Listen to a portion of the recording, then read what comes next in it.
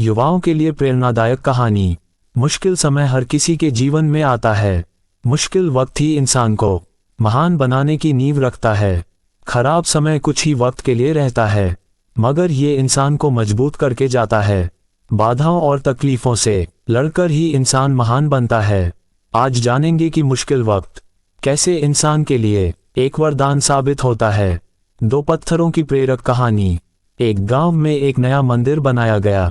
फिर उसमें मूर्ति के बनाने के लिए एक मूर्तिकार को बुलाया गया और मूर्तिकार से कहा कि मंदिर में मूर्ति रखनी है, कोई अच्छी सी मूर्ति बनाकर लाओ। मूर्तिकार मूर्ति के लिए अच्छा पत्थर खोजने जंगल में गया। कुछ दूर चलते ही दो पत्थर दिखाई दिए। मूर्तिकार ने सोचा कि ये पत्थर ठीक है, इनको ही तराश कर मूर्ति बना लेता हूँ। मूर्तिकार ने अपने औजार निकाले।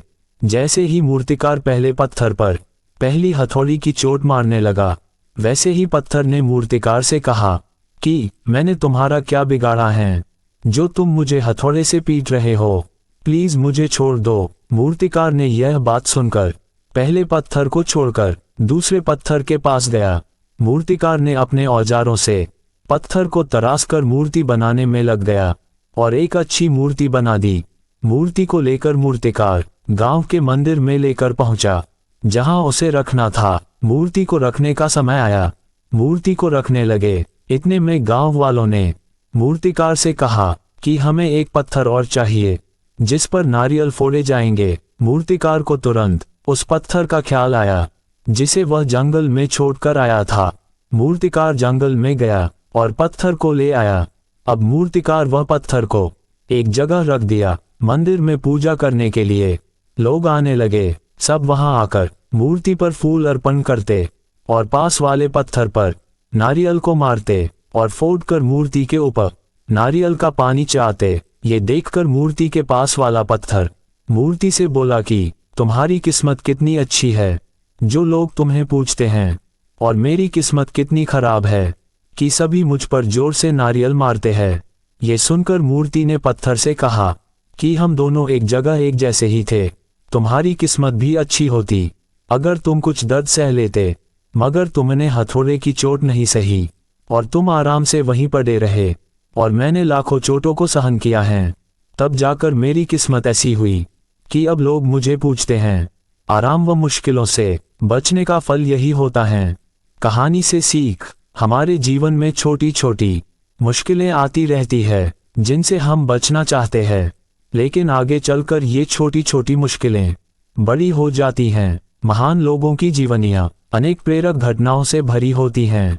उनमें कौन सबसे अच्छी है नहीं कहा जा सकता, सबका अपना अपना महत्व है। मुझे नेल्सन मंडेला के जीवन से ली इस कहानी ने सर्वाधिक प्रभावित किया है। नेल्सन मंडेला दक्षिणी अफ्रीका के प्रथम श्वेत राष्ट्रपति थे। उन्होंने रंग भेद नीति के विरुद्ध एक लंबी लड़ाई लड़ी, जिसके कारण न केवल उन्हें 27 वर्ष का लंबा समय जेल में गुजारना पड़ा, वहां उनसे कोयला खदानों में काम भी करवाया जाता था। ये कहानी मैंने अनेकों बार सुना है और वह मुझे हर बार याद दिला जाती है कि बदला लेने की भावना दोनों पक्षों का नुकसान करती है। नेल्सन मंडेला की गांधी जी पर अपार श्रद्धा थी। वह उन्हें अपना गुरु मानते थे और उनकी विचारधारा से बहुत प्रभावित थे एवं उसे अपने जीवन में अपनाया भी। किसी को माफ करने की इससे बड़ी मिसाल आपको आसानी से अन्यत्र कहीं नहीं मिलेगी। सच कहा गया है कि अहिंसा कमजोर लोगों का नहीं, ताकतवर का हथियार होता है। दक्षिणी अफ्रीका का राष्ट्रपति पद संभालने के बाद एक बार श्री नेल्सन मंडेला अपने अंगरक्षक के साथ कहीं जा रहे थे और राह में एक होटल में कुछ खाने के लिए रुके। वहां बैठे हुए उनकी नजर दूसरी बेंच पर बैठे एक व्यक्ति पर पड़ी जो भोजन आने की प्रतीक्षा कर रहा था। उन्होंने अपने अंगरक्षक से निवेदन किया कि वह जाकर उस शख्स को आकर हमारे संग खाने को निमंत्रित कराए। वह व्यक्ति आ तो गया, परंतु बहुत घबराया सा था।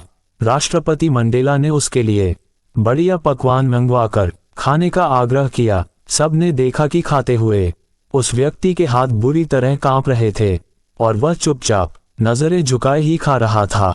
जब वह भोजन करके चला गया तो राष्ट्रपति के अंगरक्षक ने टिप्पणी की शायद वह बहुत बीमार था।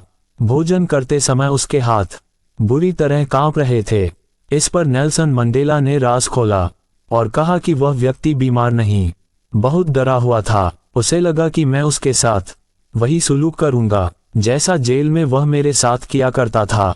उन्होंने बताया कि मैं जब जेल में था, ये वहां का गार्ड था और मुझ पर भयंकर जुल्म करता, और जब मैं निडर होकर इससे पानी मांगता तो मेरे सर पर पेशाब कर देता।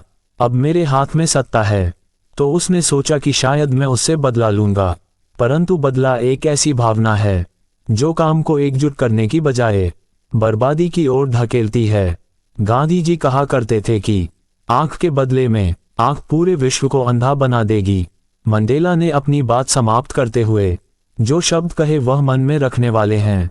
उनके अनुसार कमजोर शख्सियत वाले व्यक्ति क्षमा करने को टालते रहते हैं, जबकि मजबूत व्यक्तित्व के लोग क्षमा करने में देर नहीं करते। ताकत रखते हुए भी माफ कर देना सबसे मुश्किल काम है, परंतु सबसे अच्छा काम भी वही है। माफ करने का मतलब उसे गले लगाकर दोस्ती करना भी जरूरी नहीं, बल्कि सिर्फ ये याद रखना होता है कि जो यातना उसने मुझे दी वह मैंने कभी किसी को नहीं देनी है। राष्ट्रपति मंडेला चाहते तो उनका एक वाक्य काफी था उस गार्ड को फांसी के तख्ते पर पहुंचाने के लिए, पर उन्होंने ऐसा नहीं किया। दोस्तों, आपको यह वीडियो पसंद आया होगा। इस पोस्ट को अपने दोस्तों और परिवार के साथ जरूर शेयर करें और वीडियो को लाइक करें, चैनल को सब्सक्राइब करें और भी ऐसे ही वीडियो देखने के लिए।